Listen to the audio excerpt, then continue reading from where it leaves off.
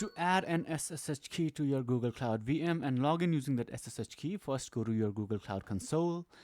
If you don't know how to go with this, I'll have this link in the description below, and just choose your appropriate project where you have your VM. Then go to Compute Engine, and here you will click on View Instances and you'll see your list of VMs. Okay, now to add an SSH key, first we need to create an SSH key in your local machine. To do that, press your Windows key and type CMD, or if you're on Mac or Linux, just open terminal and enter this command SSH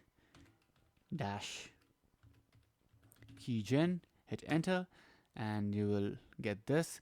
You can leave this empty, you can leave this empty too, you can leave everything empty basically.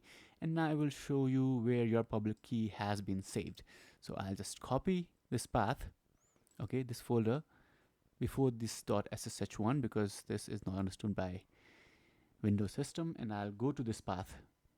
Okay, so let's go to our Explorer. I'll just paste the path here, go here, and then go inside .ssh folder. Where is it?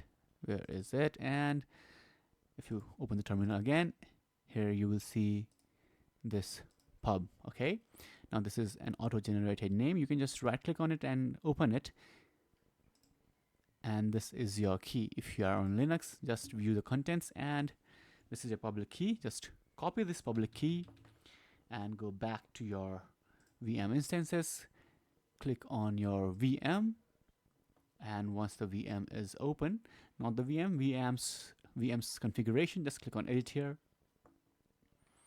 scroll down. Here you will see, where is this?